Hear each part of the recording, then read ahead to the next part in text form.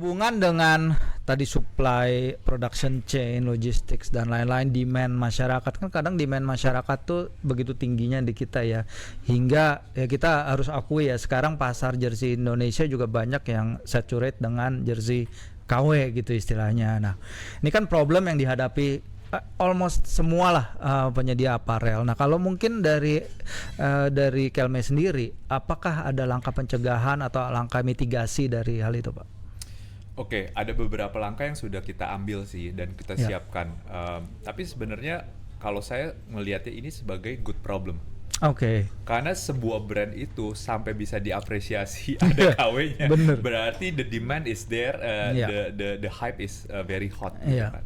Tapi pastinya juga kita mau menghargai bagaimana ini kan sebuah karya dan juga ada hubungan partnership yang sudah dibangun gitu kan dengan Iya. PSSI gitu kan, yang ada value-nya yang kita juga mau hargai gitu kan. Oke. Nah, kalau kita dari Kelme itu yang kita ambil itu pertama ada tag untuk authenticity.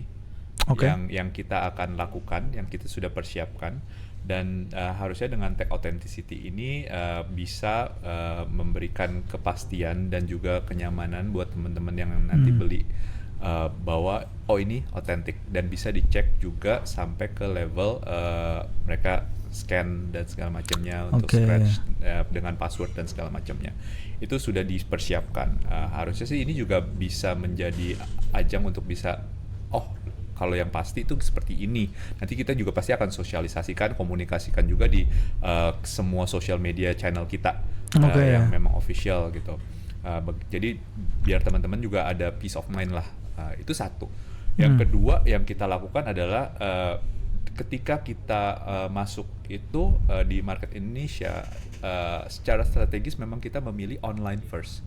Oke, Which is online first, ya. Mangkaya.com dan juga marketplace. Karena apa? Kita juga mau jagain melalui kita membuka yang official store di marketplace terutama ya. Itu kan ruang gerak paling lazimnya tuh untuk yang para KW-KW ataupun yang counterfeit kan. Nah, harusnya dengan kita masuk ke situ, kita akan bekerja sama dengan platformnya itu sendiri untuk jagain supaya karena udah ada Kelme secara official, yang lainnya bukan.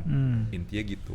Jadi itu harusnya sih dua langkah yang paling nggak yang masih bisa terukur dan masih bisa dijalankan. Tapi kalau yang misalkan yang antar pertemanan KW-nya tapi mereka percaya, terus mereka juga nggak melihat authentication code-nya juga dan segala macam, ya itu kami serahkan lagi kembali ke pilihan dari teman-teman gitu ya. Tapi ya pastinya ya apa yang dibeli secara kualitas ya itu pasti akan ada impact-nya. Yang namanya yang asli sama yang bukan asli kan pasti kan itu berbeda ya, dari segi harga juga, dari segi bagaimana detail levelnya juga pasti akan kelihatan.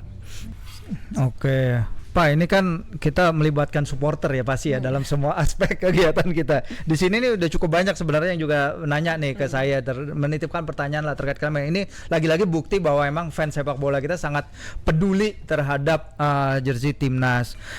Salah satunya dari kawan-kawan di Jersey Forum, Pak, yang teman-teman yang dari dulu mengkampanyekan jersey original ya, Pak ya.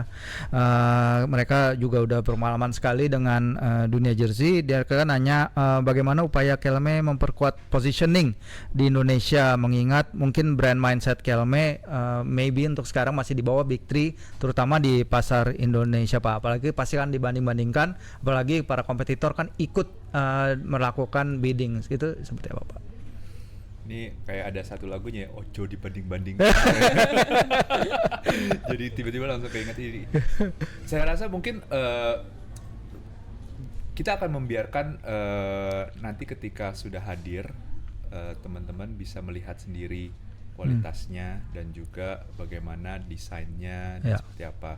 Again pasti kita nggak akan bisa sampai 100% memenuhi harapan gitu ya, karena itu kayaknya Tuhan kayaknya yang bisa memenuhi itu ya. Selama kita masih berhadapan dengan individual segitu banyak orangnya, pasti akan ada sisi yang mungkin bagi mereka penting, bagi kita mungkin tadinya kita belum paham gitu kan. Tapi kita willing untuk learn. Itu yang saya rasa yang tadi kita udah diskusi juga kan di awal kan. Untuk positioningnya sih menurut saya Kelme sebenarnya udah punya DNA sepak bola Yes.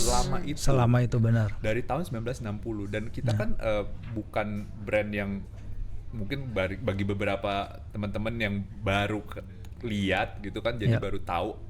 Tapi kan sebenarnya kita udah lama dari tahun 60 itu, dan itu kita udah ada bawa DNA itu semua gitu. Jadinya kita nggak akan mengenyampingkan apa yang kita udah pelajari selama dari tahun 1960 all the way sampai sini gitu kan. Pasti kan kita udah ada lesson learn-nya melalui kita partnership dengan klub-klub besar itu juga, dengan liga-liga besar itu juga. Pastinya kita ada masukan-masukan yang kita akan bawa juga ketika kita bawa untuk timnas di Indonesia gitu loh. Jadi itu harusnya sih cukup menjawab ya untuk kebutuhan dari timnas. Dan juga bukan hanya satu sisi juga yang tadi saya juga udah bilang, PSSI juga membawa masukan dari apa yang mereka sudah pelajari selama beberapa season atau beberapa tahun sebelumnya juga. Jadi harusnya sih kolaborasi ini evolving ke arah yang lebih baik.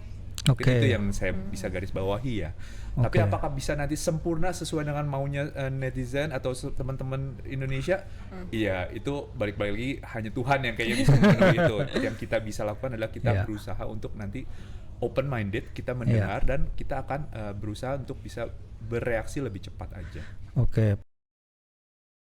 Terima kasih sudah menonton. Silakan subscribe, like, dan jangan lupa komen di bawah ya Bola Spotter.